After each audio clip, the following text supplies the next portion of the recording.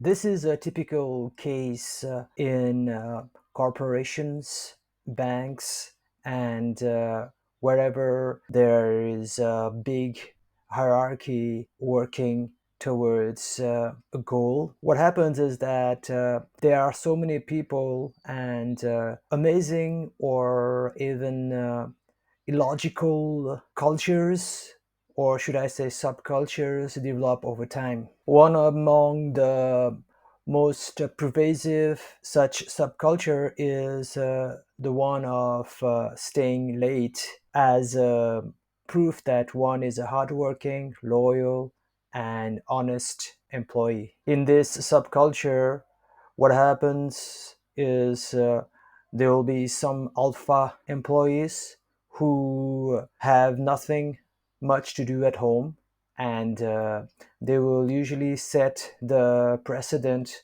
where you need to stay overtime in order to prove your allegiance to the organization. Consequently, others follow. At the beginning, they do not know that this subculture of staying late will become a nightmare in the future. But right at the moment when the alpha employees are showing off their loyalty to the organization by staying late, they too follow along. Finally, the third tier of employees who actually do not want to follow end up having to follow because now this subculture becomes the norm. In my experience, I found that it happens over several years. After those years, this subculture becomes a characteristic of that organization. In countries like Japan, this is a national culture now. I'm not trying to do an anthropology of this culture of late staying, but I'm just indicating that we can become part of this culture knowingly or unknowingly, willingly or unwillingly. As you have already learned, there are basically three tiers who are distinctly different from one another in terms of their interest towards staying late. The first one are the alpha employees. By alpha, by the way, I mean those who are very forward. They usually excel and are quickly promoted. Mostly they are outstation employees, meaning that they have been transferred to that particular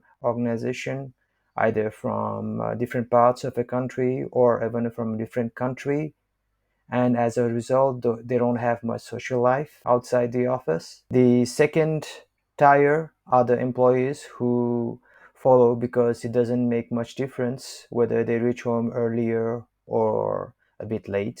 The third tier are the people for whom staying late is the worst possible punishment besides getting fired or not being promoted. This is because they have a life outside the office, like a spouse to go to, or children waiting for them, or even some kind of social life. It is usually the third tier employees that come to me for counseling on what to do when they have to stay over time despite the need of the hour. So let us go into the symptoms, causes, and remedy for this complaint. As you must have found out by now, this third tier of employees are pretty submissive type of people who are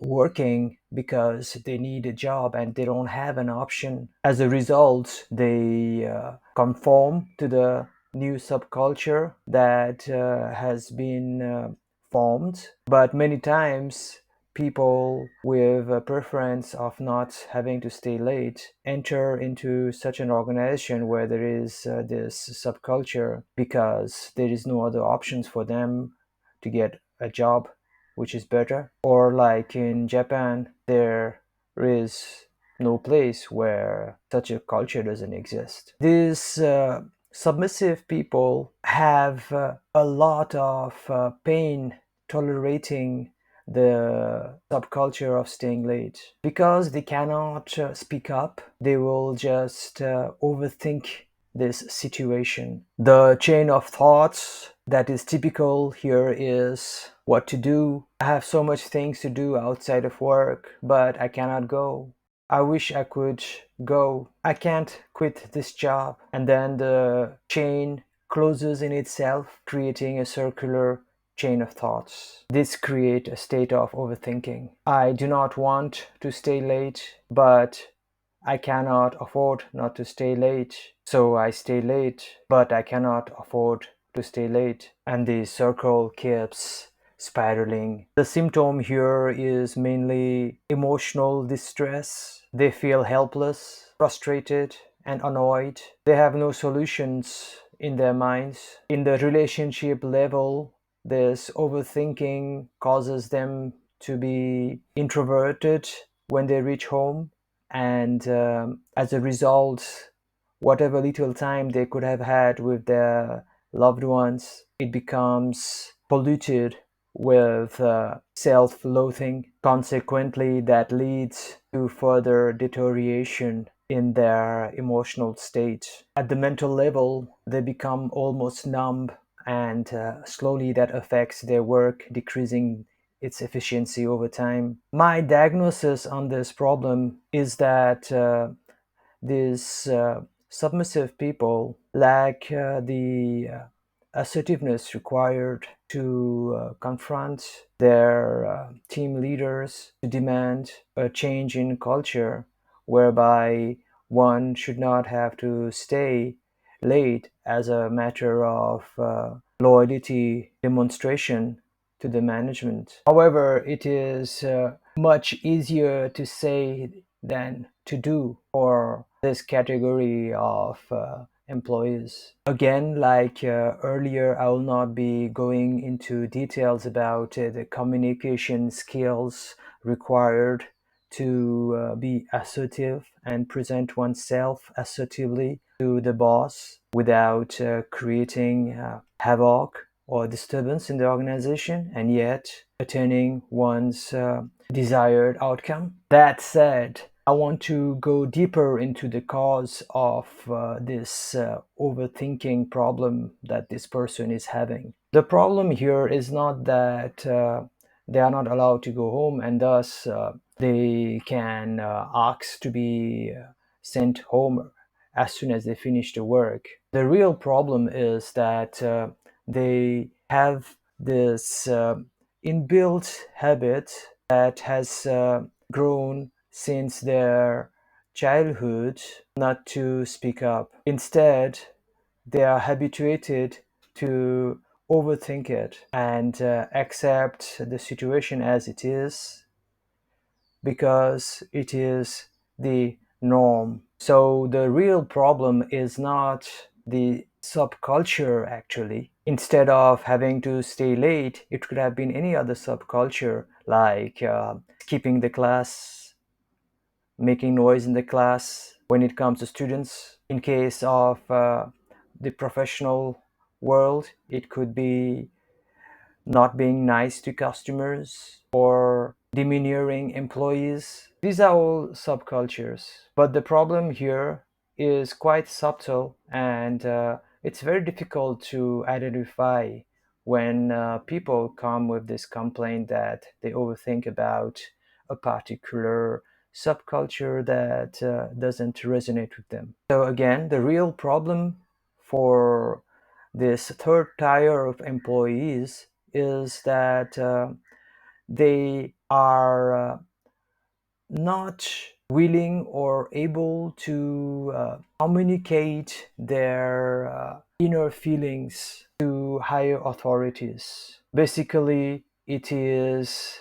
their own goodness and subservience that acts as a real problem. When I tell that to my clients, they all agree univocally. They accept that their unwillingness to raise their hands and speak up to authority has caused them lots of problems. They identify so perfectly with my diagnosis that they seek the solution or the remedy for that real problem that they have agreed was their inability to stand up. Or so the remedy for this kind of submissive person is to practice being well grounded while overthinking. If you remember, it is the diagram in which there was a person flying a kite. What is happening in this person's mind is that they think that by speaking up, they will break the unwritten rules of society and hell will break loose. Basically, they have allowed themselves to be carried away by their overthinking. So they have to ground themselves in a new philosophy. This philosophy is that nobody wants them to be miserable, and most likely people are not aware of the causes of their misery. When you start thinking with this new philosophy, it enables you to change your perception towards authority. They are no more villains or demons, but they are good human beings who have lots of things in their minds and might not be aware of the problems that you are suffering. So the best idea is to express the problem that you are facing. Of course, you should not express yourself aggressively. By having new philosophies that are more conducive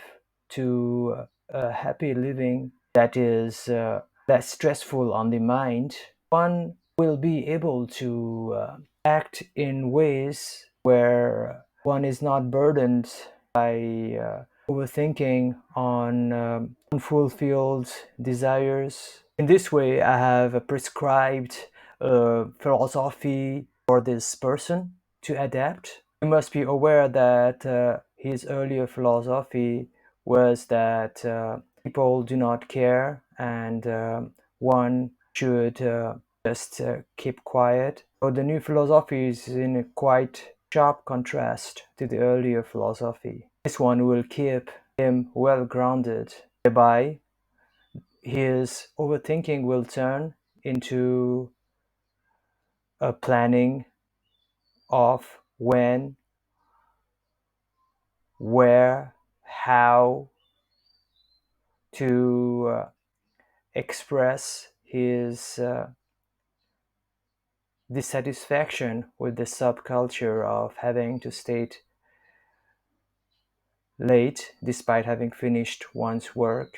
Now it is no more overthinking, but it is a meticulous planning process for this person. Again, referring to the kite diagram, this person is well grounded on the ground, flying his overthinking kite. Usually, the expression of discontent will happen in a group meeting where they will be asked for feedback. Many organizations have managed to shift the culture